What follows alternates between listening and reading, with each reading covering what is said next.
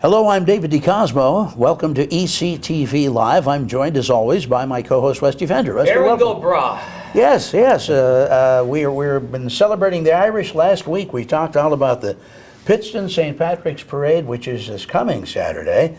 And, of course, the big parade, that's our subject today, the Scranton St. Pat's Parade. Another year. Can you imagine already? Seems like it's been marching a long time. Oh, you're not kidding. We'll find out more about it. Bill Gahn Bill. is with us today. Hi, how are you? Now, you may recognize Bill from ECTV because he's a teacher. He's on Scranton City Council, so you see him on the Monday meetings.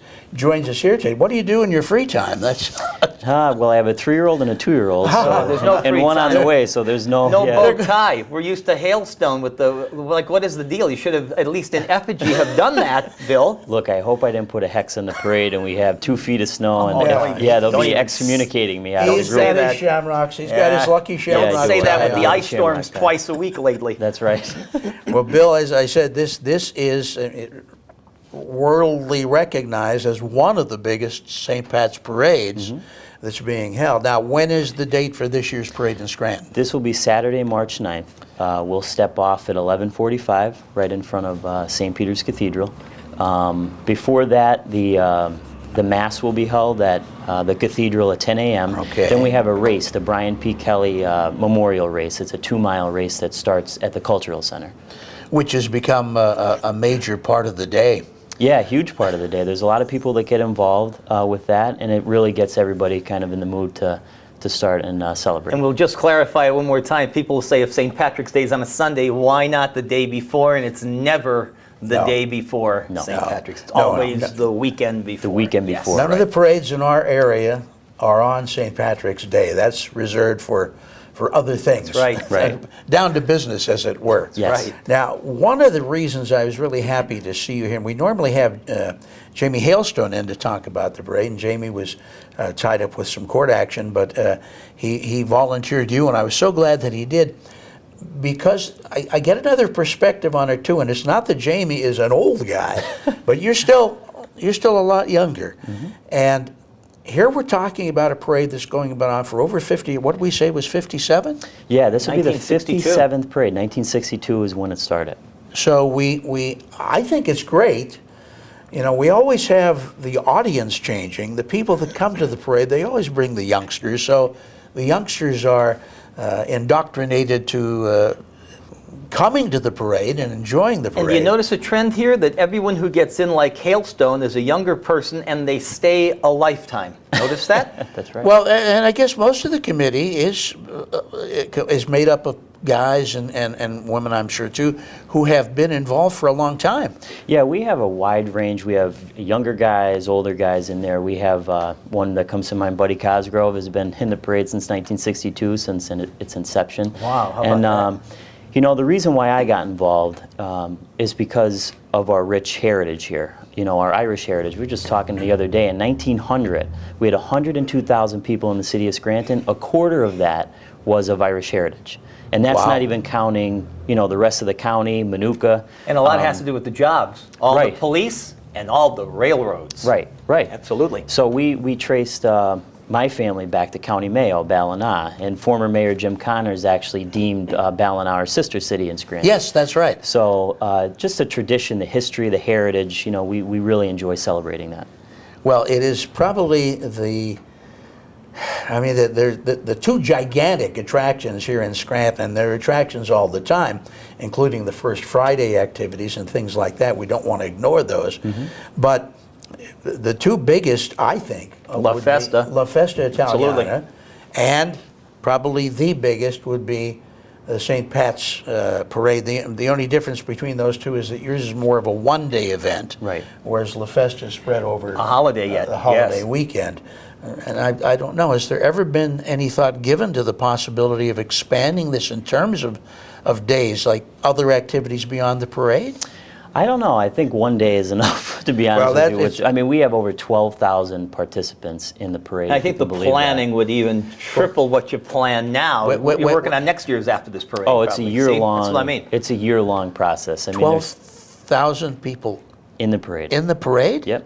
For our population in the city, That's we really are incredible. one of the largest parades in the country if you look at That's in an terms amazing of our logistics. population. 12,000 people in the parade. Yeah, so we really, we work hard year-round putting the parade together, getting sponsors for the parade, and, when we were talking, when we just met this past Sunday, we meet every Sunday starting in January, and we were talking about, why we have a parade. And our historian, Gary Duncan, says at the end of the meeting, why do we march? And we reply, because we can. At one time, we could not. And that goes with really all of the other immigrant groups, the Italians, the Polish. So the old saying is, everybody's Irish on Parade Day and St. Patrick's Day, but we're really celebrating all immigrants and all ethnicities that make up Scranton and Lackawanna County. Yeah, and you make a good point there, and his comments make a good point. At one time when they were first coming here, they were welcome as workers, but not much stifled in beyond outside activities. That's right. Yeah, the old sign, no Irish need apply. That's right. So, I mean, that motivates especially the younger guys because we're learning a lot about our history. I mean, I think I was telling you before the show started, we just traced our family back to 2 little townlands in County Mayo. And the cottage where my mother's family is from is still standing. And they raised 13 or 14 children there. And I just think about how difficult it must have been to leave, the only place you ever knew, to leave and come to Scranton and to come to Lackawanna County. So when we march for those people. And we for our talked about that. ancestors. You get a home or a residence around here in this country that's 50 years old and it's already torn down and demolished and something new. Pennsylvania Station, New York. They wanted to tear down Grand Central. Here's 17th century homes which are still resided in. Right. It's an amazing cultural differential between the continents. I've been to Ireland, and I've enjoyed seeing some of the homes that I can't date them. They're that old and much older than you would find here in the Absolutely. United States.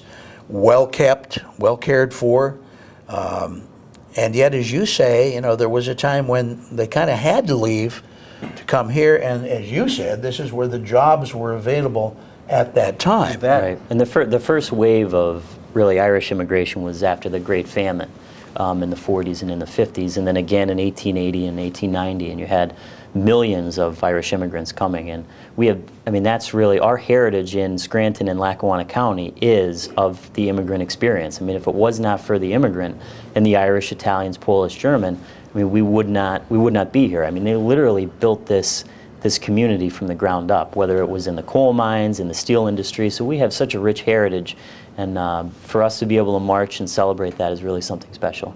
Yeah, and it's nice to see that while it's the Irish that are celebrating their heritage, there is no reluctance on other ethnic groups to join in that celebration. Yeah. As is obvious from the crowds that come to the parade. You got 12,000 in the parade. I can't imagine what the crowd size might I think be. a good celebration is a good celebration, and it knows no religious or racial boundaries. I think a celebration's a good time. And to quote from a rather famous television show, there ain't no party like a Scranton That's party. exactly right. So, That's right. That's true. So this is one of the biggest parties in Scranton. Now, what are we going to see this year with regard to the parade in terms of the types of groups that will be here and the setup? Well, right now we have over 100 participants in the parade, 100 groups that are participating. Our deadline for accepting applications will be this Thursday, February 28th at midnight. Oh, you're still accepting them? We're still accepting them, yeah. And So that's a last-minute placement. That's a lot of work at the last minute. Yeah, so we'll meet again once that is, the applications are Right. complete to kind of form the last few divisions of the parade. So if anybody's still interested, February 28th, you can register online at stpatparade.com, and all the rules and regulations are on there. Kicking off the parade this year is the Valley Forge Military Academy. Oh. Yeah, this was formed in 1928. This band actually performs at presidential inaugurations they have in the past. That's a coup. Right, Wow. yeah, it's going to be really, really interesting. So they're a great band. They're sought after all over the country. So we're really excited about that. We have 10 bagpipe bands this year. Oh, gee. Two of the ones that, they're all great. Two of them, the New York Sanitation Department, great group of guys. So they're coming in this year. Last year they couldn't because there was a big snowstorm, if you remember, Yes. in Yeah. New York City. Yes. We have the IBEW bagpipe band. So yeah, 10 of them is a lot. So there's a lot of We'll entertainment. be hearing a lot of Amazing Grace from all those Right, right. bagpipers that day. Yeah, so we have animal groups talking about different ethnicities. We have a Mexican group coming in that'll be performing. I think we have 2 of them. So, I mean, you name it, we have it.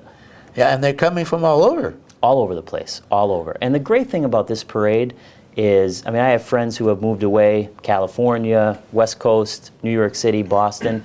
They all come back. There's 3 times they come back: Christmas, Thanksgiving, and for the parade. You seek the headliners, Bill. Right. You have folks already now for next year on your radar you'd like to try and get? Yeah, we have a lot of feelers out there for different groups, and You have to start a year in advance. Yeah. Because they're booked, they're booked a year in advance. Right. Yeah. One of the ones, I think Jamie mentioned this last year, we're always trying to get the University of Notre Dame marching band. Oh. That would be something. The ultimate in Irish. The ultimate coup, that Absolutely. would be. But again, this is a family event, and we're really excited about it. And there's a lot of work that goes into it. So when we march and we put this together, it's a very proud moment for all Now, of us. and you, in a sense, wear 2 hats now with regard to the parade in terms of your being on the parade committee, but at the same time being a councilman. And I've got to believe there has to be tremendous cooperation between city government, police, of course, and the committee to make this happen. Yeah, we literally could not do the parade, put the parade on without the Scranton Police Department, which I think is one of the finest in the country, the DPW department, who works with us hand in hand, the Lackawanna College Police Academy, they provide support for us. So the city has been really great year in and year out in helping us. But the good thing is, after 57 years, I would not want to be the one person on council that's going to go against this. You're so I right. think now you're really running on your own inertia at this Right. point. 60 years almost into it. It's incredible. And the other interesting part about that, too, is if you look at the history of the St. Patrick's Day Parade in Lackawanna County, the first actual parade in Scranton was in 1855. We were just talking about this with our historian the other day. A guy by the name of John Hawk over in Shanty Hill in the Nativity section of Southside. He was the first person to raise an American flag in the city. And they started to march. They ended up somewhere downtown, and it was the first St. Patrick's Day Oh, my word. That's parade in amazing. Scranton. 1855. I think the first parade in Lackawanna County was in the 1830s up in Carbondale. So the Wait, tradition is just, now, that might have been on St. Patrick's Day itself. yes. At that time. Yeah, so on and off since the 1850s, we've had parades in the city. I think the last official one was in 1905, and coincidentally, that was the year that the Friendly Sons of St. Patrick had started their organization. They had their first dinner in 1906. So from that time until 1962, we didn't see a parade in Scranton. Oh. Yeah. Hailstone really rehearsed these dates with you. Yeah, he really did, well. didn't he? That's 1906, 1905. Yeah. You did a good job. Yeah, thanks. Well, keeping on the subject of that cooperation, the one problem that has come up on certain years is, it is a day when a lot of people tend to drink. Imbibe. And I know that you've had a couple situations in the past where you've had some people that had too much. So I gather here again, the police will be really monitoring this pretty carefully. Yeah, they prepare for this year round. Police Chief Graziano has all of his guys and his women in the police force ready for it. Again, we coordinate with them almost weekly, just to make sure that everything is ready. You to want go. it to be a family event. It is a Sure, family yeah. event, right? And with the amount of people, it's negligible, the ratio Yeah, that's a between, good point. with the folks. But the restaurants and taverns open early. It's their day for a little bit of additional bottom line, and you're going to have this, unfortunately. Yeah, we just ask that everybody be safe and enjoy the parade, and keep in mind that it is a family event. We understand people are going to, have a few beers here and there, but as long as they don't drive and take a cab or an Uber, or the Colt system, I think, is running free transportation that day, so we coordinate again with the county. So enjoy yourself, but not too much. What is the line of march? We got I know it changes occasionally from you. Staging is still down on Wyoming Avenue, isn't it, near the old D&H freight station? Yeah, so we're going to stage right at Wyoming Avenue and Mulberry Street. We'll have parade committee members throughout the route just to make sure that everybody knows where they're supposed to be. The parade will start off there, march up towards St. Peter's Cathedral, down Wyoming Avenue. We'll take a left on Lackawanna Avenue right in front of the mall. Okay. Lackawanna Avenue then turns into Jefferson Avenue. Take a left onto Spruce Street, and then we'll take a right onto North Washington, and it will end at North Washington and Vine. Okay, what is the best place for people coming to town to watch the parade? Any particular hot spots where, better than others to watch it? I think any place on the route is good. The reviewing stand will be right in front of the federal courthouse there, so I know that's a hot spot for people. That's where the performers will certainly... Yeah, that's where they'll stop. pause Yeah. and they'll be acknowledged by the TV station, and the reviewing stand is there, and anyone who's going to receive an award. So that's a really good spot. But I think anywhere really, and depending on the weather, I mean, it's so crowded, anywhere you can get a Who's seat. televising it this year? WYOU. Yeah, Channel 22 has Yeah. traditionally done the Yeah. St. Patrick's Parade. I have enjoyed being in it on occasion when I was still on staff there. I want to follow up on something that Rusty brought up here, because I think it's rather important that you mentioned that some of the establishments open early and it's better for their bottom line. Has anybody ever looked into the financial impact of the parade on the city of Scranton? I think they did. I can't think offhand of what the economic impact is, but I mean, think about it. All the hotels are booked. You can't get a hotel in the city. You have to do it months in advance. Is that right? Yes, all the establishments, people who are buying things, going to the mall, eating different places during and after the parade. And So most, certainly some of the marchers don't just come in for the day.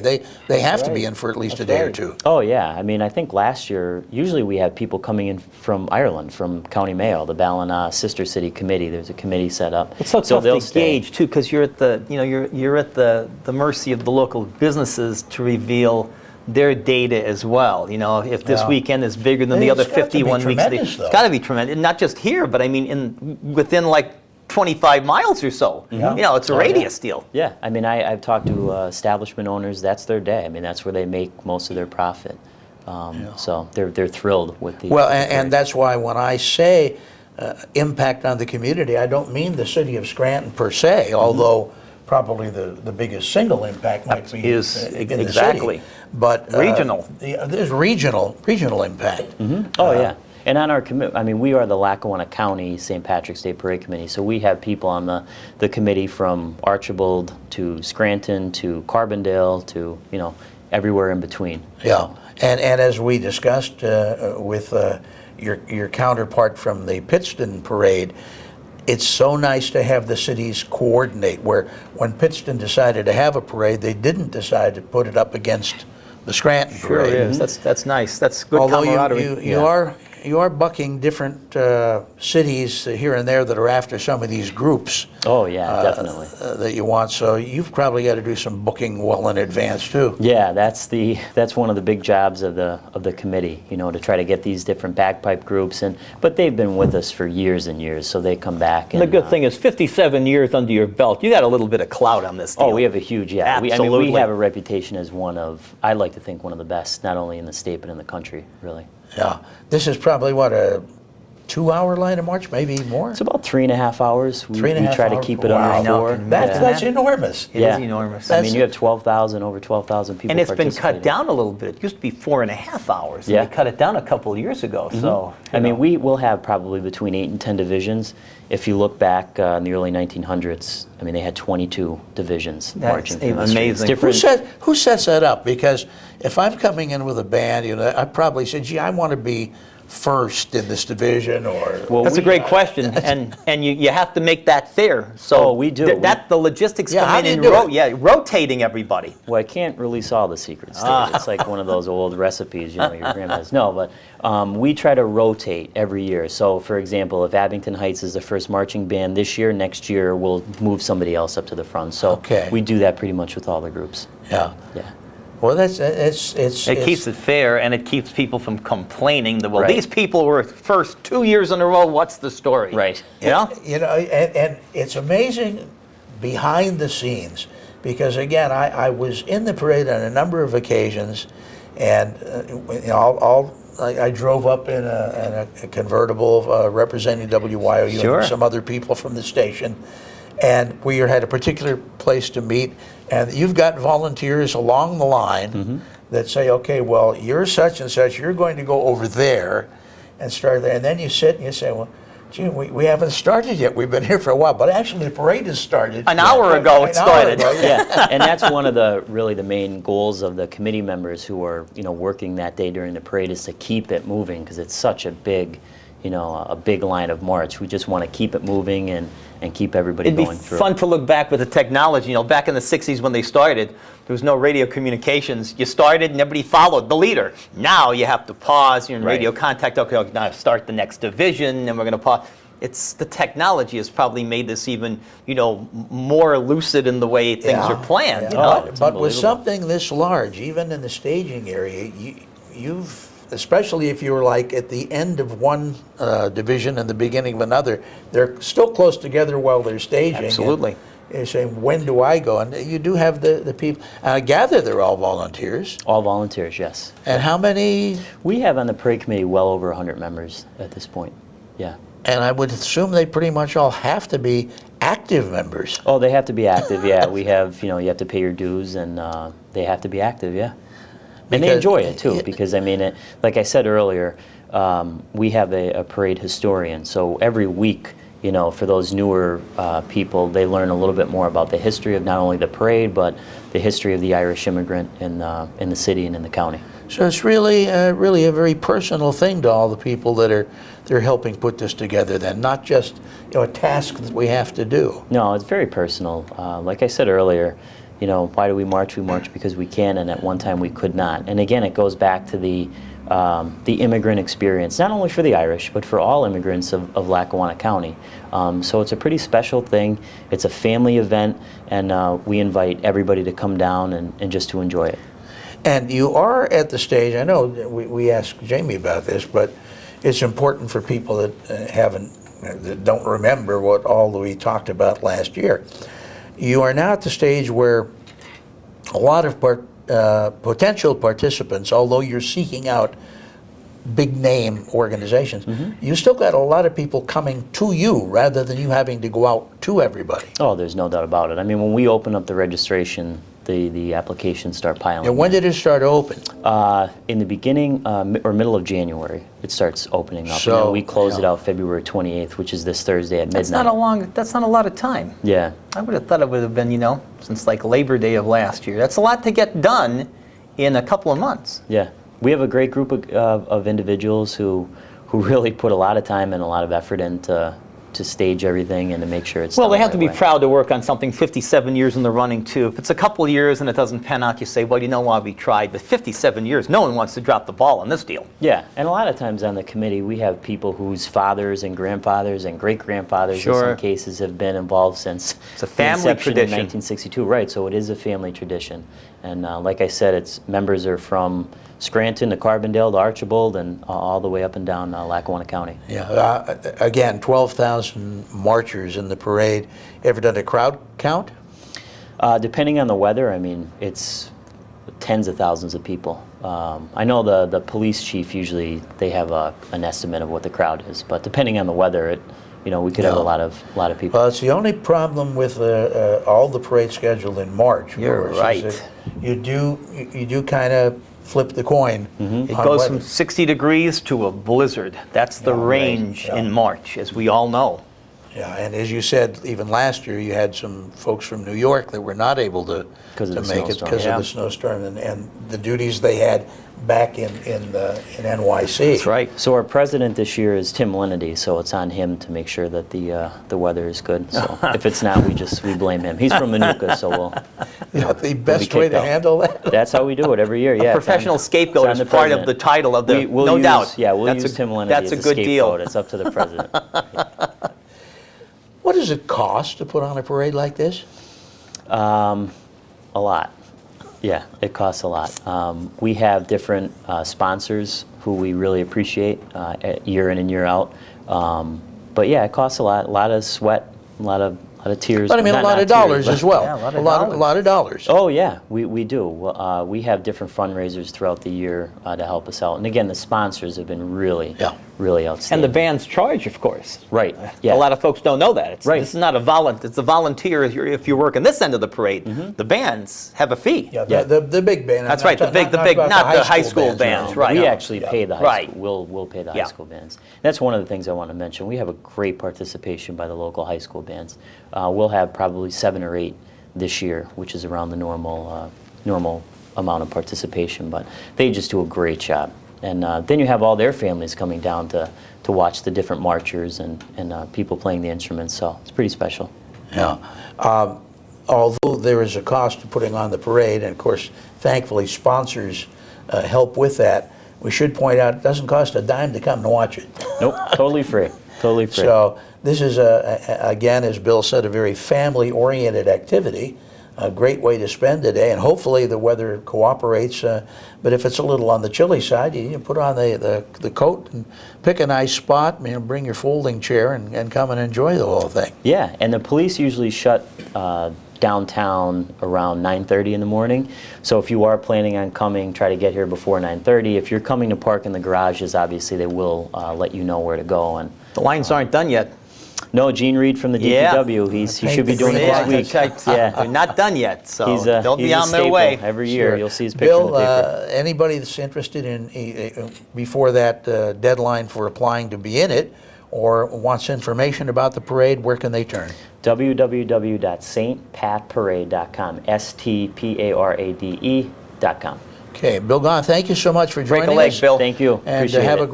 a great parade. Rusty, thank you. See you next week, Appreciate Dave. it. Mark McGoy, Thank you, Mark. Thank you so much. I'm David DeCosmo for ECTV Live. Until we see you again next week, here's hoping all your news is good.